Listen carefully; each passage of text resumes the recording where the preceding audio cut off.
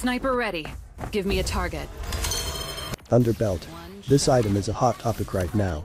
Marksmen are only able to deal 50% of its true damage, but the true damage is not really the main draw of the item. The hybrid defense we get from stacks is also 50% less, but because Leslie is a marksman and has a long range, we can double the stacks that a melee hero can collect, thus offsetting the limitations. The extra movement speed is also perfect for Leslie as it synergizes with her stealth. Having faster movement speed and slowing effect makes it easier to hit and run. The trade-off is that she won't have as much damage.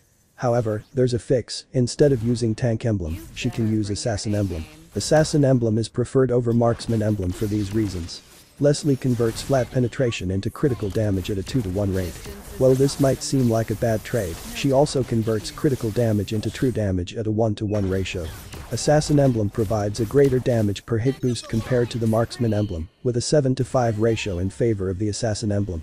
The marksman emblem offers greater DPS and sustain, but these stats don't align with Leslie's playstyle.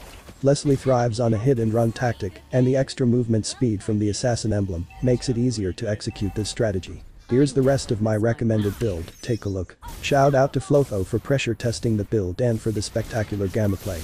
You may check out her channel, link is in the comments section. Legendary! You're just another target. You may have seen damage test channels comparing crit build to Demon Trinity build. They rig the test to make the Demon Trinity win. That is deception and manipulation of data.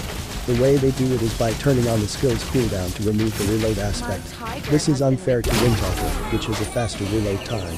They used blade armor to reduce the crit damage, but didn't include antique cuirass, despite being the more popular item. You know why they exclude antique cuirass. It's due to the fact that it counters the HP-based damage of Demon Hunter Sword. The result would go against their false narrative. Here's an honest DPS comparison from yours truly.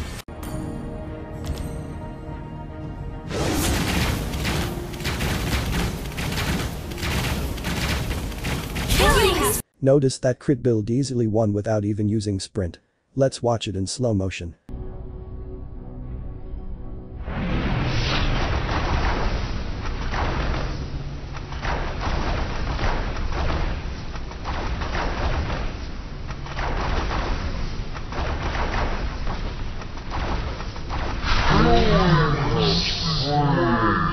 Make no mistake, there's only one Itemization Authority channel. The others are just damage test channels. What truly sets our community apart is honesty, credibility, and expertise. You might notice that I removed the cheese, let's just get right into the itemization. Here are the reasons why crit build is preferred on Irithyll, apart from higher damage output. Crit build has faster mobility and quicker reload time. It's also good at clearing minion waves, and can hit multiple heroes when they are grouped together. The mobility also improves her macro and micro efficiency.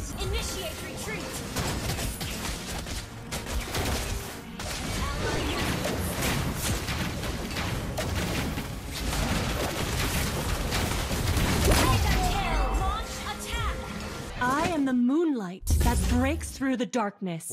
Swift boots. Avoid this item, nobody in the competitive scene uses this item anymore. The stat is underwhelming, 15% attack speed, are you kidding me? Get armor boots instead. Haas Claw. Having lifesteal and crit has increased its value, we get this item first, as it helps us stay healthy during the laning phase. Windtalker. Mia is lacking in the mobility department, she needs the 40 extra movement speed to go in and out of combat and potentially backdoor the backline. Some people might say that she already has her ultimate that increases her mobility. It's not enough guys, it's really not. You need Windtalker and the extra movement speed it provides. Note that it does not stack with her ultimate's movement speed, it synergizes, and that is an important distinction. Berserker's Fury. It's crazy how they hike the price, popularity doesn't always mean that the item is overpowered. Players were buying it as the first item on crit type heroes, for the most part, it was a bad idea, they were accidentally nerfing themselves. Therefore, the nerf was a total mistake. Here's the rest of my recommended build. The Golden Dragon Sword is optional, you may get Malefic Roar if they have heavy armor. This build prioritizes mobility to address her weakness. You may have gotten away with builds that have less mobility like the Demon Trinity, that's because you are up against players that has no concept of distance, positioning, and they don't know how to target you. To me, fun is all that matters. The assassin emblem is supposed to be better than the marksman emblem in the early game and weaker in the late game. That is the main purpose of the new emblem system, to give the players the option to customize their emblems to fit their playing style. The issue is that, regardless of your playing style, there's only one good option when optimizing for damage. If you're new to my channel, I'm the leading itemization coach, expert and analyst. I have helped players reach top global and improve their elo points, and I can do the same for you. Back to the topic. The assassin emblem will just outscale the marksman emblem, and when the late game comes where the marksman emblem is supposed to outscale the assassin emblem, the 3.00 attack speed limiter kicks in. Now, both assassin emblem and marksman emblem will have the same attack speed, while the assassin emblem's pen remains a factor. One of the things they can do is to remove the attack speed limit. They can't keep nerfing the assassin emblem, otherwise all the damage-oriented emblems turn to shit. If you've been missing my itemization guides, I invite you to join our itemization members club. It's an opportunity for you to gain access to forbidden knowledge and early content and support our itemization community. I highly recommend the Itemization Expert tier, regardless of your itemization skill level. There are new things there that even the best of the best don't know about. Or if you want to be part of the 1% best of the best, you can sign up for the master class. The research involved in providing you with informative and educational content like this demands significant time and effort. I would greatly appreciate your support by clicking the like button and subscribing if you haven't already. Here's the rest of my recommended build, take a gander. Rwanwan, between Assassin Emblem and Marksman Emblem. She might be an exception since the extra movement speed of the Assassin Emblem, or any movement speed for that matter, does not work when she's pouncing. Her mobility comes from her attack speed. Weakness Finder with its recent buff is viable for marksmen with fast attack speed now. Unlike the quantum charge that comes with regen, Weakness Finder has none, so the lifesteal from the marksman emblem can provide some compensation, while the assassin emblem is losing some of its value. Nevertheless, the emblem that provides greater damage output is still the assassin emblem, but the marksman emblem might be better for a smoother laning phase. Chivalry is dead, and I will revive it. Underbelt. Let me get this straight. Players are overvaluing the true damage. It's not a sought-out stat, it has minimal contribution to the overall stats of the item. The featured top global in this video makes an itemization mistake by overvaluing the true damage and trying to maximize it by stacking armor. He doesn't realize that the true damage is fairly negligible, so he accidentally nerfed his late game potential by not having enough damage items, hoping the true damage would compensate.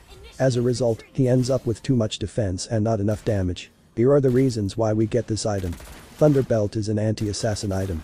In the laning phase, we need some defensive items. We could buy Dreadnought armor and other components, but they don't really have a future. At least Thunderbelt has late game potential. Going for Athena Shield or Antique Cuirass as the first item can be too much. The Thunderbelt is just right. Shout out to the featured top global in this clip. This is spectacular gameplay. It's a difficult game, and the potential of the Thunderbelt was on full display. If he went with the typical damage-oriented items in this game, he would have been a frequent happy meal. The meta emblem right now is the tank emblem, and it has been meta in the private club. If it's your first time hearing it, then you're over a year late. Since we are using the Thunderbelt, the assassin emblem becomes a viable option. Here's the rest of my recommended build. The timing for Berserker's Fury and Malefic Roar are interchangeable, it's just dependent on the enemy hero's armor. If you're wondering if the other item build in the club is still viable, the answer is yes.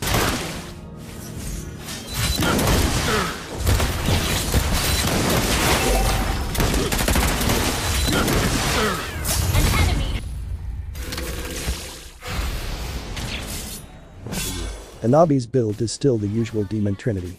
Moreover, this guide comes with a fresh itemization concept. Rose Gold Meteor comes with an emergency shield, and when Hanabi has shield, she's immune to crowd control, making this a staple item for her. It's also ideal to pair her with heroes that provide shields like Angela and Mathilda. The popular emblem is Assassin Emblem, but that's outdated. The new meta emblem is the Tank Emblem. When comparing both emblems, the health regen, hybrid defense and health point stats eclipse that of Assassin Emblem's stats. It's the new meta emblem for marksmen as it allows them to be extra tankier, and that is crucial, especially when looking to go for all damage items. It's also important to recognize that, in the early game, you are just everyone's happy meal. Your goal is to survive and get to the late game where your strength lies. Here are the rest of the recommended builds, take a gander. Time to take the field! Experience beats theory. Firstly, let's define theory. Game theory is not a product of wild imagination. It's based on facts, data, and numbers. However, not all game theorists have equal skills and knowledge. Most players rely on personal experience. And who has more experience than the top globals, right? The effectiveness of a build isn't always determined by your KDA. In a highly competitive match, you will have intermediate performance, and that is just the reality. Strategic and tactical games, much like watching Floyd Mayweather fight, might seem boring, but that's the reality in high-level matchups. Your favorite top global may be dominating with a spectacular KDA, but it's not because of their itemization skills. It's due to the fact that they are playing against bad players. If they use the same build against good players, they will lose. My build will allow you to win against good players and still dominate the bad players. So, when you see a top global getting 7 kills or more with a non-meta hero, that's a red flag. It means they're playing against bad players. Just check the stats of the players they are up against, and you'll see they only have around a 50% win rate. If you notice, our featured top global here has demon shoes for mana. Who does that? That's nonsense. Anyways, Bruno's build is pretty much self-explanatory, so here it is. Players may insist that their build is valid according to their personal experience. Your personal experience doesn't mean anything if you don't have the knowledge and tools to correctly interpret it. It's not to say that I don't appreciate a player's experience. As a matter of fact, I value it greatly. I work with high elo players, and we sit down to review their gameplay and experiences together. Come on, Dexter. It's our showtime. Claude is not picked for hero damage. In fact, his damage to heroes is not very good. His main identity is the lane manager. For his first damage item, we opt for Corrosion Scythe to help him clear the minion waves fast. Demon Hunter Sword becomes his second damage item as it is not effective for clearing minion, followed by Golden Staff for optimal damage. Here's the complete inventory. Take a gander. Basic Common Emblem is best for laning as it has HP regen and mana regen. Tank Emblem is better in the late game, but it comes with a laning phase disadvantage as it does not have mana regen and HP regen. One thing you can do is avoid trading pokes to maintain his HP and get 2 magic necklaces for mana. When you reach the late game, it will be worth it. Assassin Emblem with all the nerfs is now obsolete. Blade of Despair is a must-have item for Koopa, as his HP scales extremely well with physical attack items. Windtalker to address Popal's lack of mobility, and followed by Berserker's Fury to boost its crit damage, and the rest are defensive items. For the emblem, I highly recommend the Tank Emblem. It's the best for both Popal and Koopa. If you've been missing my itemization guides, I invite you to join our itemization members club. It's an opportunity for you to gain access to forbidden knowledge and early content, and support our itemization community. I highly recommend the Itemization Expert tier, regardless of your itemization skill level. There are new things there that even the best of the best don't know about. Or if you want to be part of the 1% best of the best, you can sign up for the master class. For the battle spell, the most ideal is Flicker because he lacks mobility. If you want to play him as core, it makes your life easier if the roamer is Mathilda, as she can provide you with a dash since you don't have Flicker. Here's the rest of my recommended build, take a gander. Get lost, or get arrested. Steel leg plates is a standard item for marksmen. It got nerfed a while back, and it's no longer cost efficient. If you buy it, you're actually losing gold. Your best bet is to buy 2 or 3 leather jerkins according to your needs. Upgrade 1 to warrior boots. If you have been missing my itemization guides and you want to see more, we invite you to join our itemization private club. It's an opportunity for you to support our itemization community and gain access to early content and forbidden knowledge. I highly recommend the Itemization Expert membership tier, regardless of your current itemization skill level. You will learn new things there that even the best of the best don't know about. I'm hesitant to talk about advanced itemization stuff here in public, since people can just shamelessly copy them. So I try to keep them in the private club. Here's the rest of my recommended build.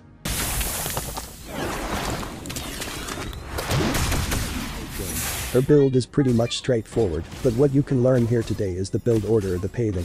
So, as usual, we start with Fury Hammer, but buy armor boots first, especially when facing a stronger hero. We upgrade it to Hunter Strike, and then we get an extra Fury Hammer, which will be sold later in the game to make room for a compound item. One of the common itemization mistakes I see is rushing Blade of Despair. This item is very expensive. Spend the gold wisely and only get this in the late game when the gold flow is much faster.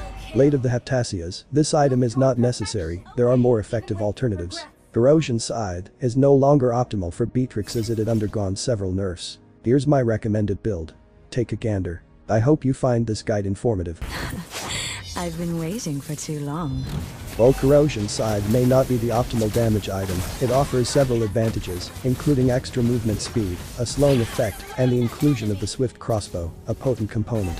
Next, we proceed with Golden Staff to maximize our damage output.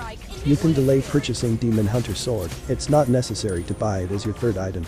You can opt to purchase a Armor or even Wind of Nature, depending on which one you need the most. For the battle spell, you can choose from Purify, Flicker, Inspire, or even Aegis. Due to the nerf to her true damage, Carrie now regenerates less from Spell Vamp and more from Lifesteal.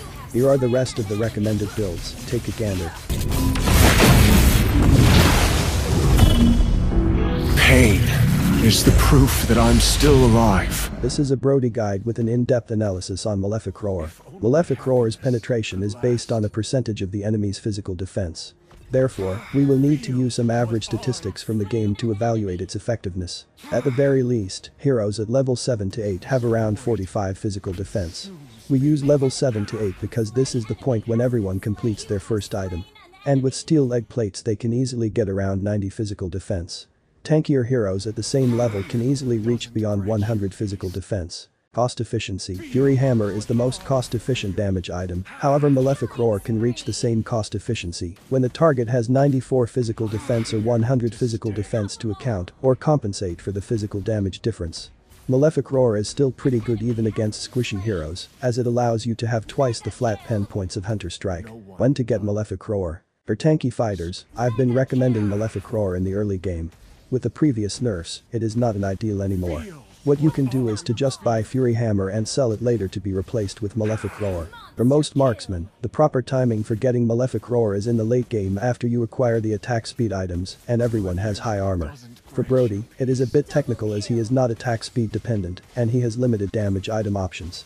It would be better to get the utility and defense items and delay the Malefic Roar. The proper timing would be to get it as the third item or later. Who can use Malefic Roar? Malefic Roar is a versatile item that can be used by every physical damage hero, except for Durith. I'll leave a link of my Dirith in-depth guide for you to learn from. The research involved in providing you with informative and educational content like this demands significant time and effort. I would greatly appreciate your support by clicking the like button and subscribing if you haven't already. With that said, I am your itemization coach, expert, and analyst, wishing you more win streaks, and I'll see you in the next video.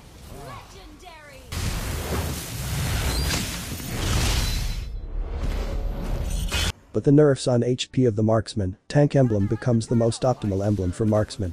Moskov is also short range, thus the extra durability helps. Always start with armor boots, as it's the most essential item in the laning phase.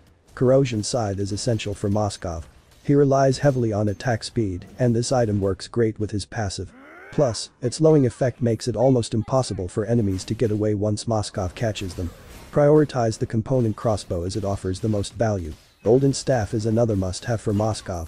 Each basic attack reduces the cooldown of his Abyss Walker and Spear of Misery by 0.8 seconds.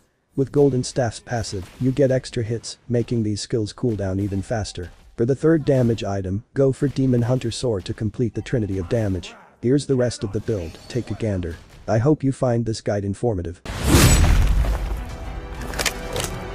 Truth be told, I came up with Gold Roger when the emblem system was freshly implemented, however, I couldn't get anyone interested into playing him in the gold lane.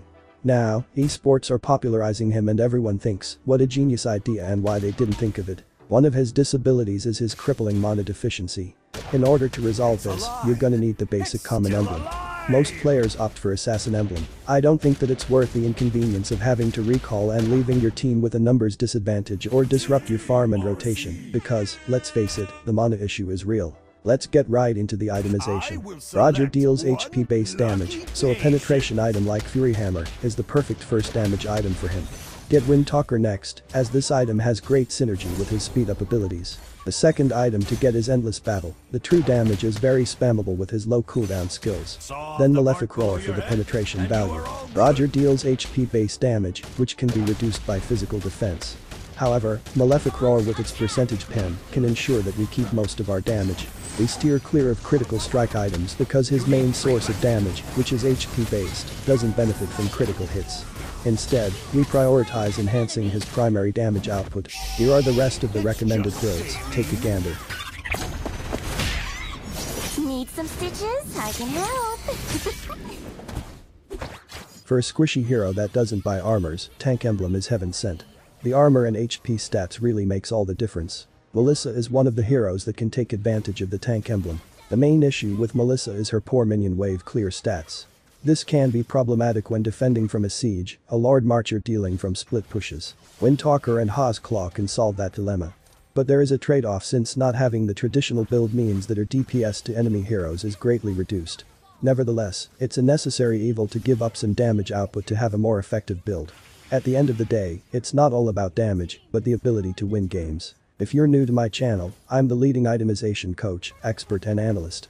I have helped players reach top global and improve their elo points, and I can do the same for you. For this build, we will have to skip boots in order to slot in all these items. A tier 1 boot should be enough. We can then use that saved gold to get our damage items faster. We will also be skipping the traditional steel leg plates. And in order to do all these, we will need the tank emblem to compensate for the lack of durability. This build and emblem optimization is the latest innovation. You can use this for similar heroes that have meager wave clear capacity. This innovation is a utility tool that you can use to improve similar heroes' split push potential. If you have been missing my itemization guides and you want to see more, we invite you to join our itemization private club. It's an opportunity for you to support our itemization community and gain access to early contents and forbidden knowledge. I highly recommend the Itemization Expert membership tier, regardless of your current itemization skill level. You will learn new things there that even the best of the best don't know about. I'm hesitant to talk about advanced itemization stuff in public, since people can easily copy them, so I try to keep them in the private club. The build we are using for Melissa is more of a hybrid between crit and Demon Trinity. We remove the golden staff as it prevents crit damage from activating. We opt for the Haas Claw over the Berserker's Fury because attack speed synergizes with Demon Hunter Sword, Corrosion Scythe, and it comes with lifesteal. The research involved in providing you with informative and educational content like this demands significant time and effort. I would greatly appreciate your support by clicking the like button and subscribing if you haven't already. But that said, I am your itemization coach, expert, and analyst, wishing you more win streaks, and I'll see you in the next video. All I'm offering is the truth.